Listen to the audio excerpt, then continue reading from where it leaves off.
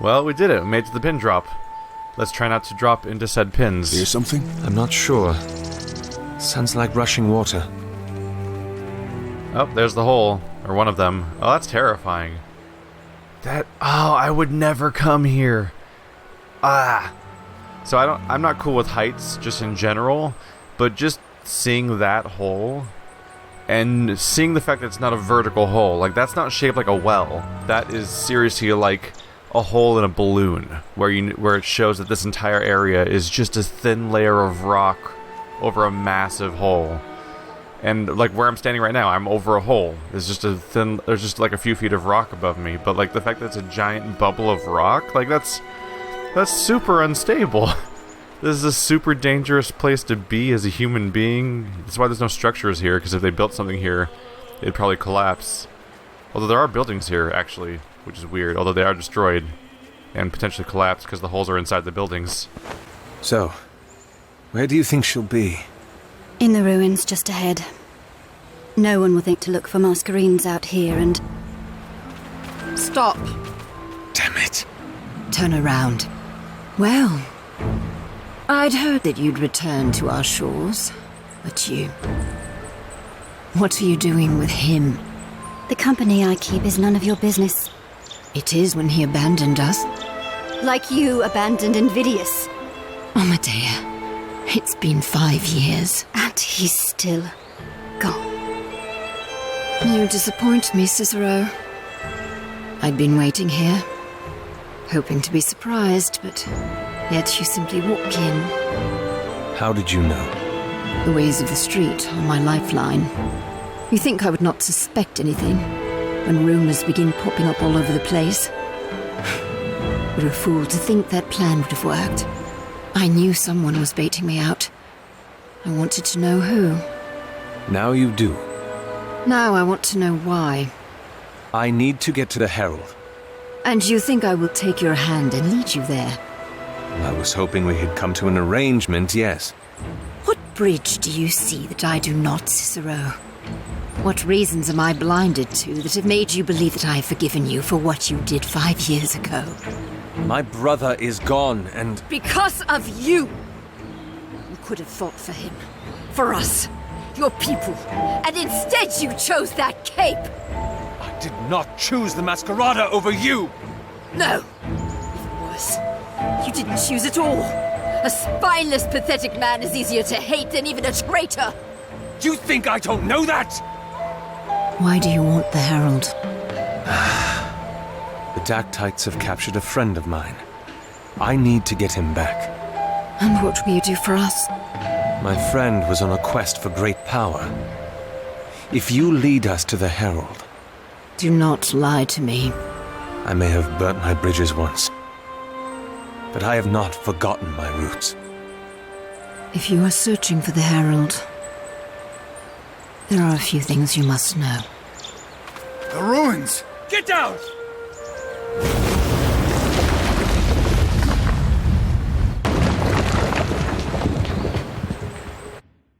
I'm completely shocked and appalled at this turn of events that was not foreshadowed by where we were at all. Yeah, surprise, the bubble burst. I'm assuming we landed in water and then got on land. Otherwise we'd be dead. Is everyone all right?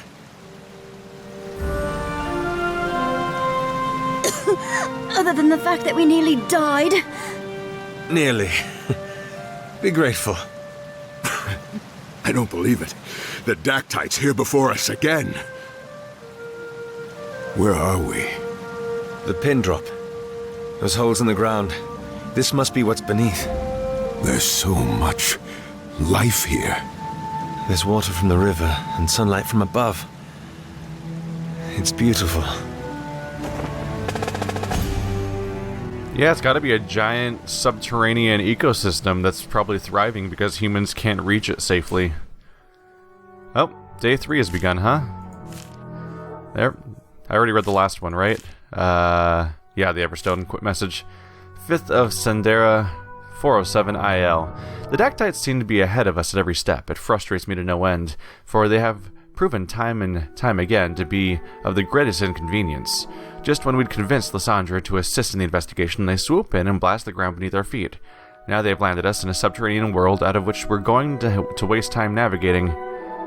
I certainly hope Lysandra's alright, for her sake as well as the sake of the investigation. If she knows where we might find the Herald, then it is in our interest to keep her safe. And that's going to be hard to do from here, because we don't even know where she is now. Amadea? I believe I have discovered the root of Amadea's discontent with the Masqueraders. The words with which she lashed out at Lysandra were not words that had been formed in the instant. They were dripping with a poison-long brood. It is an unresolved contempt that was allowed to smolder, the kind of stemming from an open, festering wound. Now that it had been identified, the wound must be treated, lest it threatens to do the investigation again. Once we get out of this place and find Lysandra, I cannot afford to have Amadea greet her with such hostility.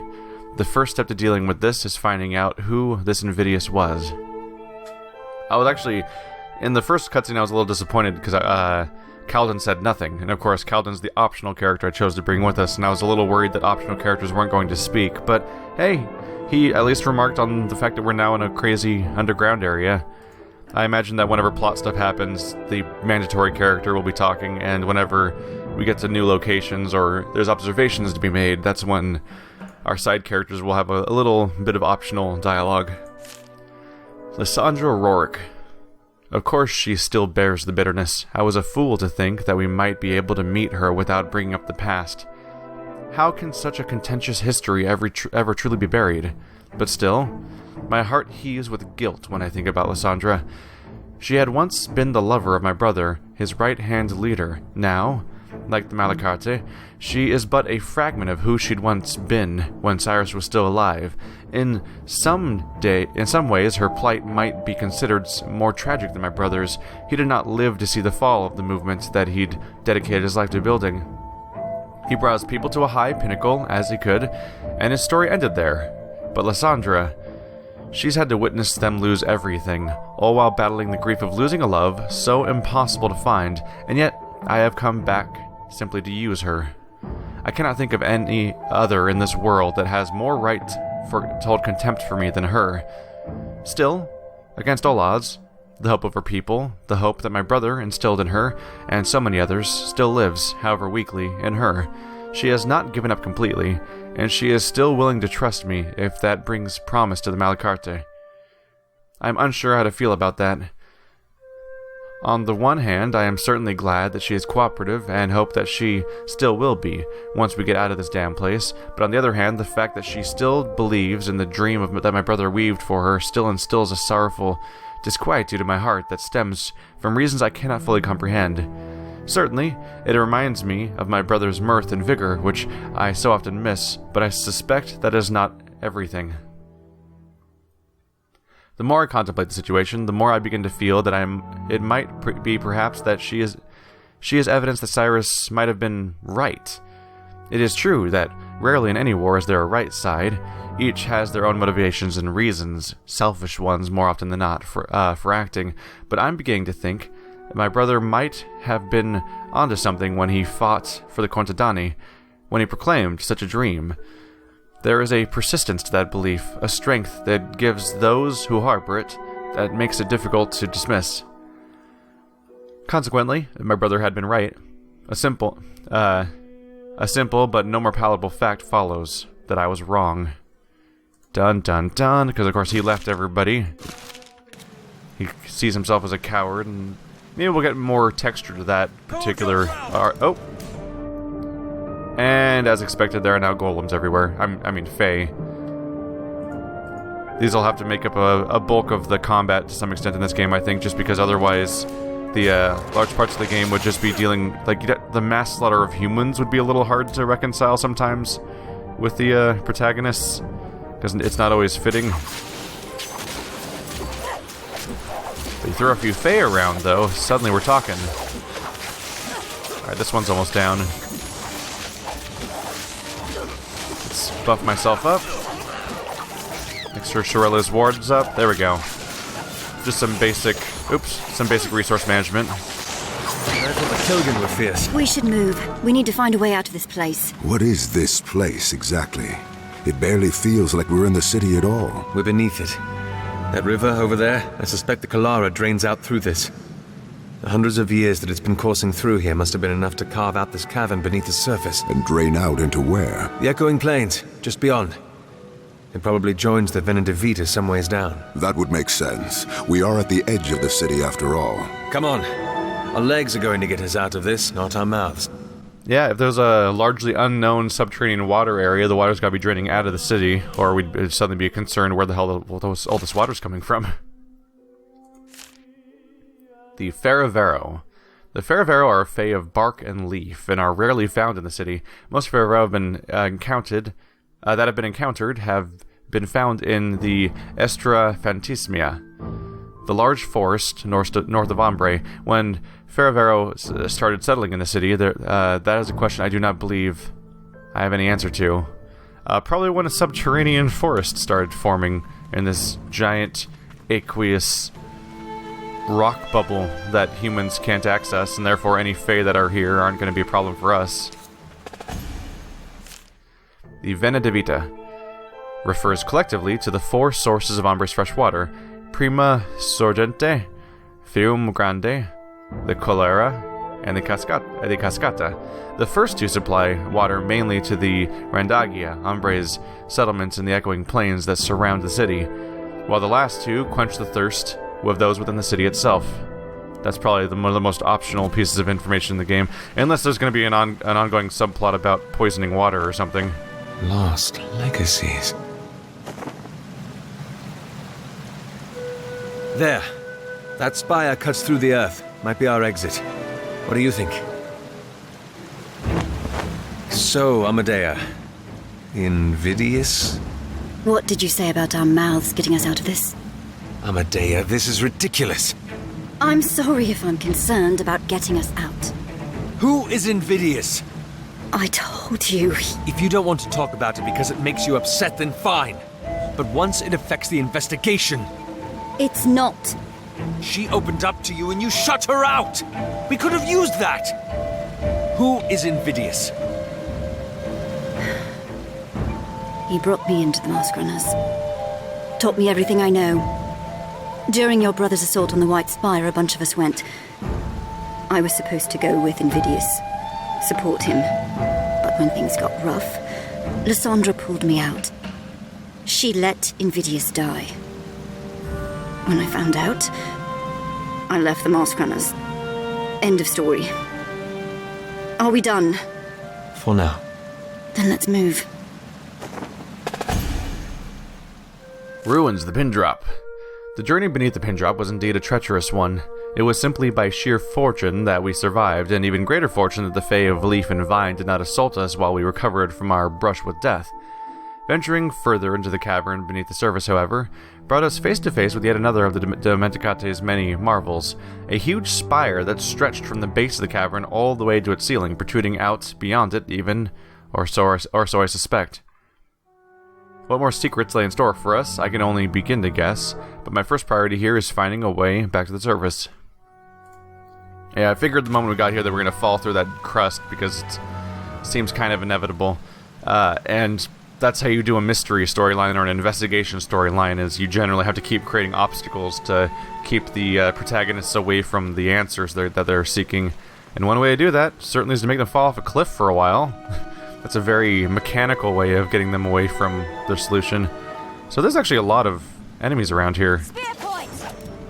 What is that? Also, is everything here going to attack me? Oh, it's not too many. It's just 4. Just in different locations. Oops. I was pressing shift instead of tab. Let's try to get everyone out of this AoE if I can. There we go. Maybe have everyone attack this guy. Alright. Let's throw some little fun attacks around. Throw down the AoE. Okay. This is about to become a bad place to be. I don't know if I can escape the AoE in time, though, where I'm, like, deep in the middle of it and there's walls surrounding me, so I might just have to embrace it. Just throw down a few more traps. cause some damage.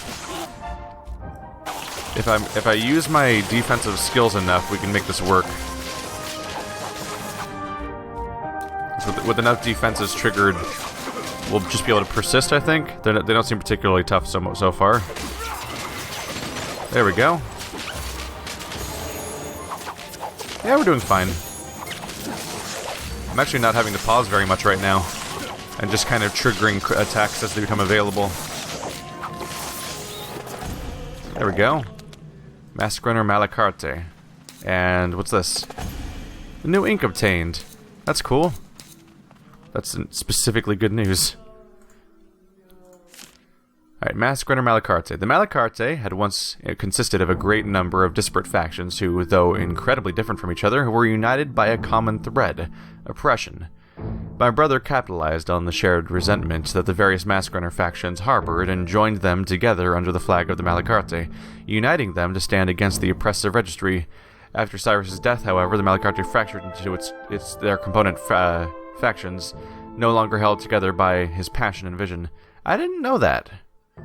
We knew that it was currently fractured into two groups, but I didn't necessarily know that the Masquerades existed before the brother joined, and that he joined them together. I actually thought that I kind of thought that Sirius... I thought that his brother formed the entire organization, and then it split after its leadership was destroyed.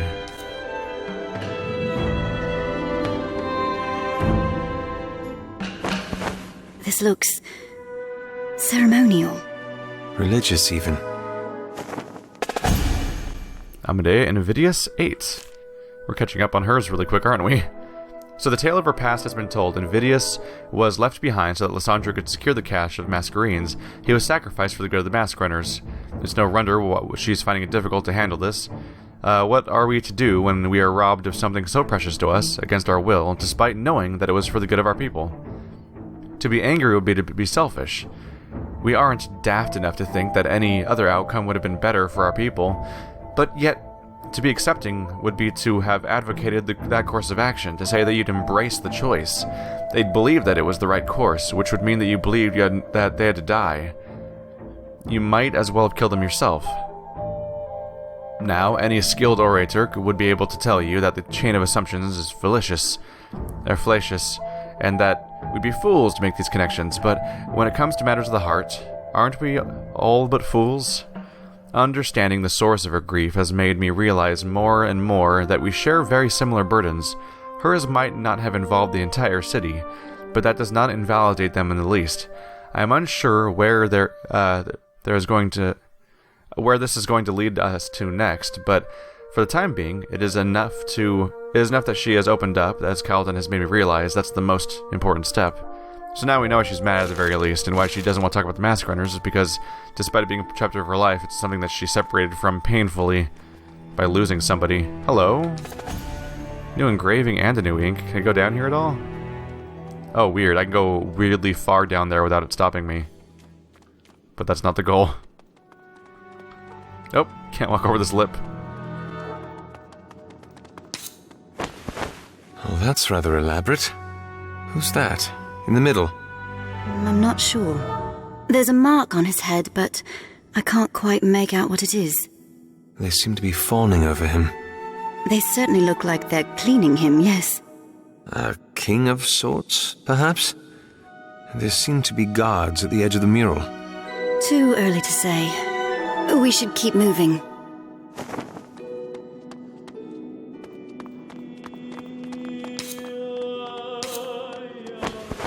This is where the king was cleaned, it seems. It certainly corresponds with the mural.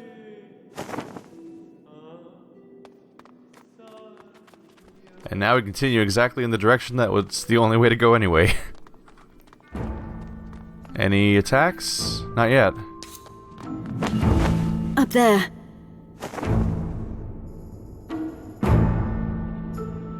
What does it say? It's not Dementica, it's just a symbol. The other doors have it as well. Hold on. I recognize one of them. The one on the right. There was a collection of stones in the room that looked like it. So you've seen this one before? Oh. So let's revisit the mural, see if it gives us information about this stuff. Ah. So there's a pedestal there. Alright. This is it.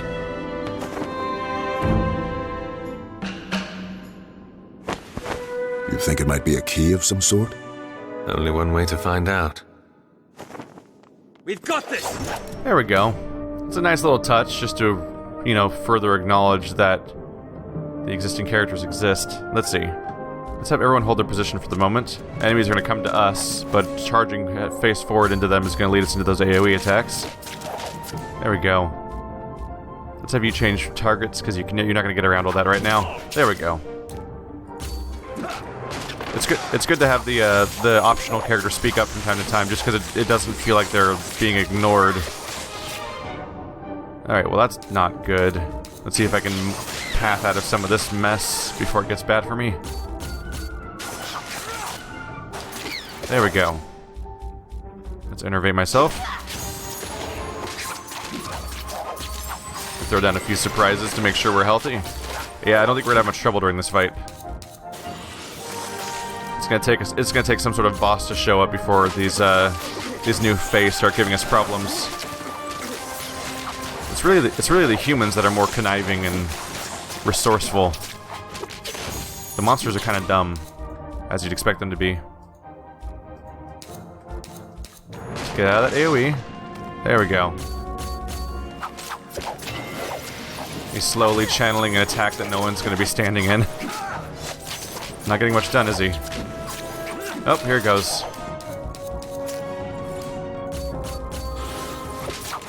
Well, he tried. At least we know it's important now.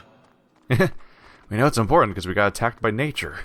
Yeah, it's just you pissed off all the magical forces in the area. I'm sure that this is going to have a happy outcome for us then. There we go. I mean, if it's our only option, that's our only option. We're trapped. I don't think any of our masks let us fly. What's this one about? This one's a little clearer. They've written the symbol of mind above the mural. It doesn't look very pleasant, does it? It's the same man from earlier. The one with the mark on his forehead. Can you make it out here? No, but I'm getting the feeling that he wasn't a king. Was he a usurper? Some sort of darkness? This is where they laid him out. I don't understand what they used it for, though. These tools look painful. Unfit for a king, surely. So this isn't a royal chamber, this is a sacrificial chamber, most likely. Judging by the blood stains, the nasty tools, and what might actually be a place that they would put the blood. Here, again. It's as though there was a procedure that was supposed to be followed. A ritual that brought them through these rooms in this order. Well, we still have another 2 rooms to go, so let's make it quick. Oh, hello. Hi, everybody. Nice to see you here. Glad you could all make it. Let's attack the distant character just to get out of the... We're not going to get out of that in time, are we? Oh, almost made it. Alright. Let's attack the flying thing. It's probably vulnerable. Throw down a few nice pieces of fun. I got a few tricks. There we go. Won't last much longer. Alright. Let's maybe focus on him next so he stops doing that to us. Do a ranged attack. There we go. Throw down our hurricane. And a few turrets. I do like having the sentry so that I can basically just summon. There we go. Yeah, these are pretty quick and clean fights. I'd say they were for experience, but you don't actually get experience in this game. It really just boils down to how much time they want you to spend in an area.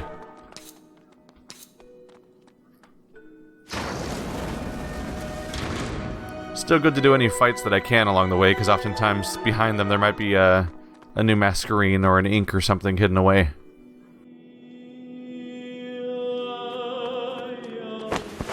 This must have been their god. What word is that, above it? Soul.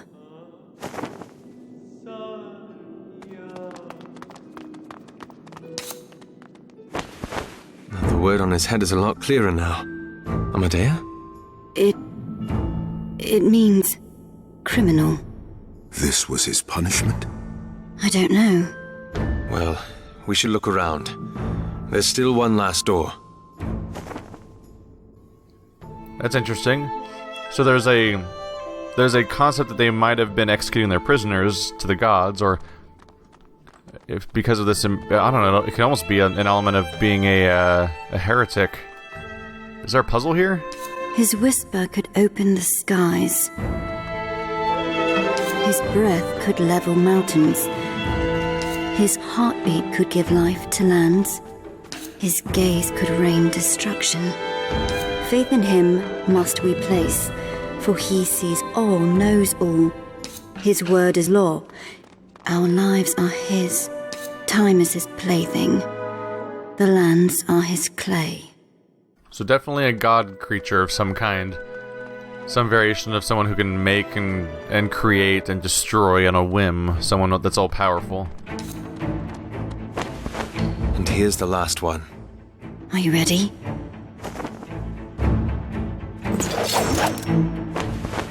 What are they doing? Not attacking. Why? The statue. They're staying away from it. As though they revere it too. Come on. Let's not take it for granted. Oh, what are we getting ourselves into now? If nothing else, I'm thinking maybe a boss fight, but maybe something more severe than that.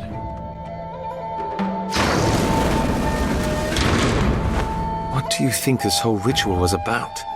I'd say some sort of cleansing. In the first hall, there was a physical cleansing. In the second... It said mental, but I don't think cutting people up was very clean for the mind. The third hall was a cleansing of the soul. It was a religious room, after all. And now the last one? Probably to see why our poor criminal needed to be so clean. Let's go.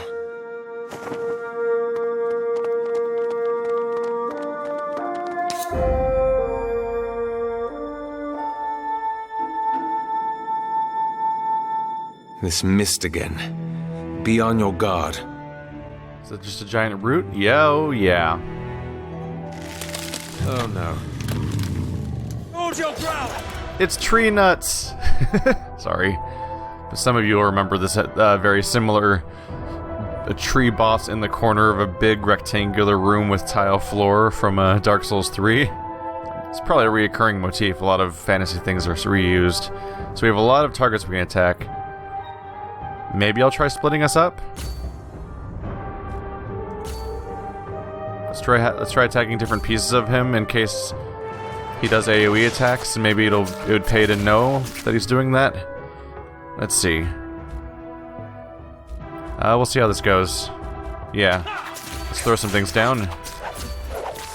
Am I supposed to attack those? What are those? Flutters. Oh, he's summoning a lot of them, too. Let's maybe... You know what? Maybe Kalden will focus on attacking the wall for a while. Maybe the other two characters will attack these weird small creatures before they become some kind of problem. Just in case. Ow. There's some AoE. Oh, got stomped, got punched. Oh, they're all over the place, aren't they? They feel like things I should be worried about.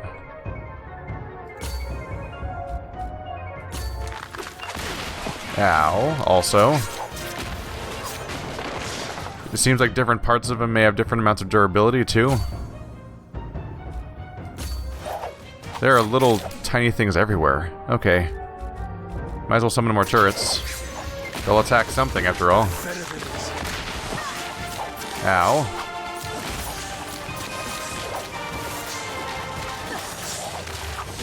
Okay, oh! You kind of can't see the attack coming very well, can you? Okay. He's dangerous. So do they just explode periodically? Is it actually a bad idea to attack them? So this piece of him has been killed already, apparently. This is a strange fight. So I think we defeated this piece of him already. So, oh, there's more of it over here. There's more on each side, okay. So I would say it's probably best to split the party up, because if they're together, we have to risk them all being attacked simultaneously. Let's do insufficient mask charge for Burrow, okay. The Kilgan affinity wouldn't hurt. That's 2 additional helpers. Let's go attack this other piece of him, just to not make our characters stack on top of each other. He attacks primarily with AoE attacks, so I feel like our characters shouldn't be close together, or I'm just gonna be double dipping on the damage. I think I'll just revive people whenever they go down. Oh, here comes an attack. I was outside of that one, thankfully. Some damage is definitely coming our way in a moment here, though, if I'm not careful. Everything's going over here. You've sort of reassigned yourself a bit? Yeah, because the other one's gone. Okay, we're down to our last ones. Let's do our damage reduction for the party. That'll help. Stack a few of them up, perhaps. And then probably still die. Oh, this one's down too. Oh, wow. This is dangerous. maybe Calvin should stand back a little bit. Throw in a ranged attack. There we go. That was dangerous. Who's a big guy? Alright, so not too tough. Oh, hello. Almost missed you.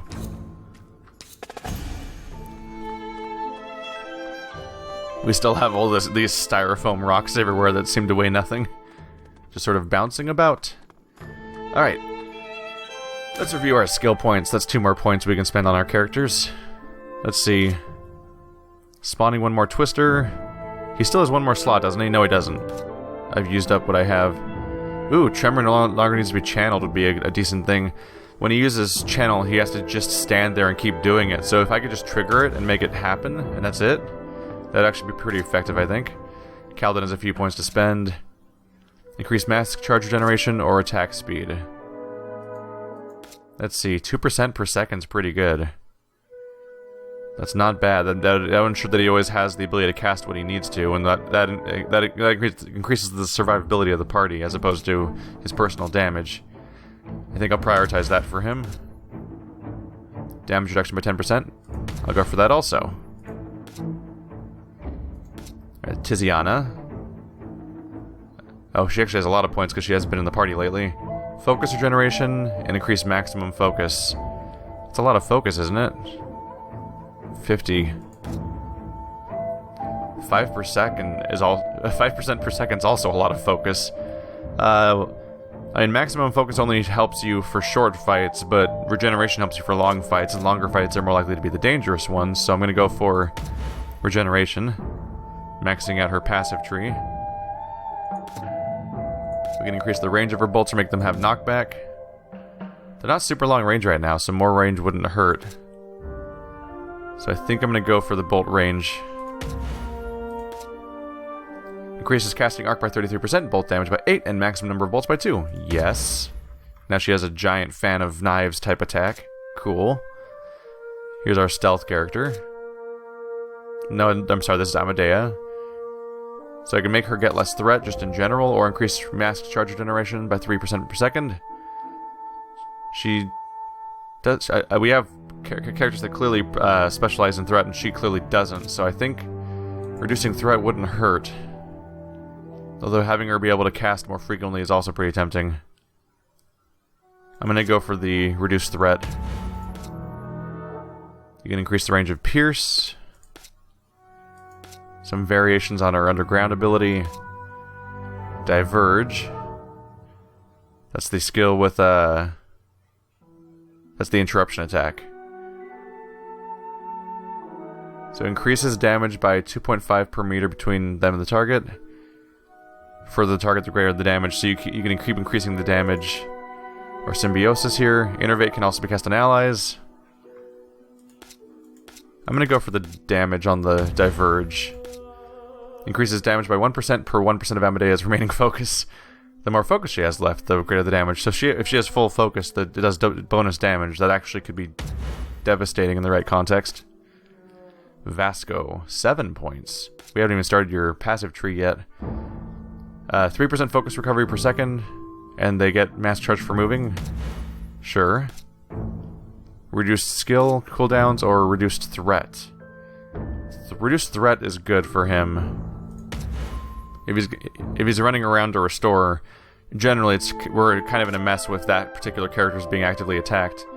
So I could increase his max focus, or I could go on down other trees here, which I mostly have so far. Let's see. That's the channeled spirits. I might just go down the maximum focus tree. Let's see. Enemies dealt damage this way. This is his tag destroyer, isn't it? Oh wait, no, it's not. That's Windburst. Probably. Bellow is... deals damage to enemies within an area. It's just an AoE. Let's see. Give them an air tag would be powerful. Establishing more tags means more special effects when I do my tag triggering main ability on each character. Or increase blast damage by 5 and radius by 2. Making us stronger is neat, but I like the idea of applying air tags, because that's clearly useful. Whenever an elemental tag is activated, Vasco gains 50% damage reduction for 2 seconds, versus the target becomes vulnerable for 3 seconds. Ooh, that's dangerous. Let's throw that down. Mix that in with the giving everyone an air tag and then being able to weaken people as a result. I'm up for that. It's all Dementica.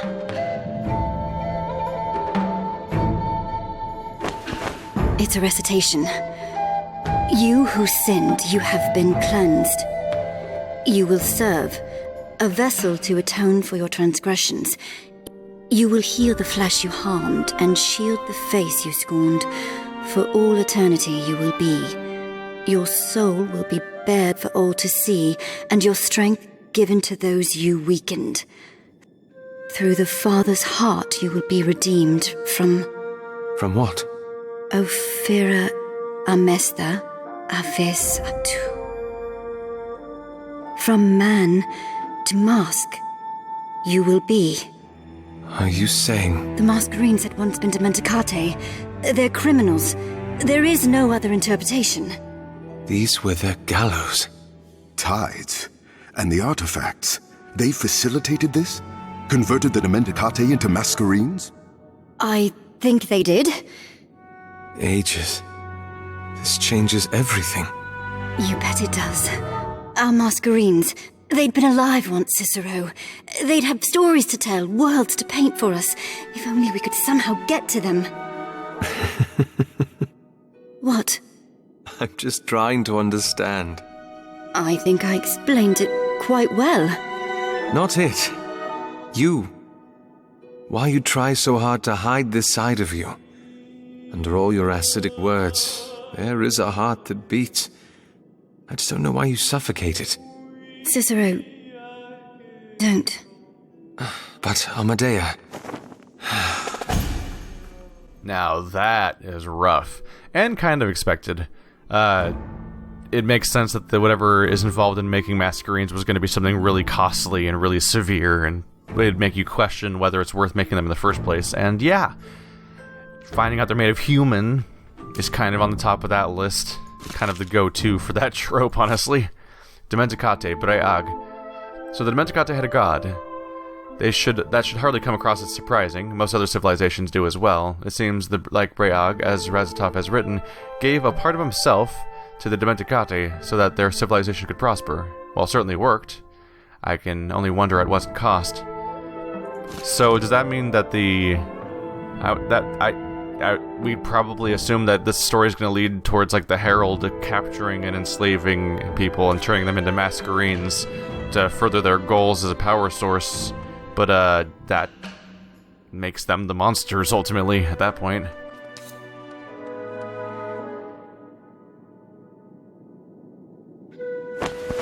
There we go. Amadea? I was just thinking. The artifacts. If we find them. If we want to make more Mascherines. Who's going to play the criminal? Come on.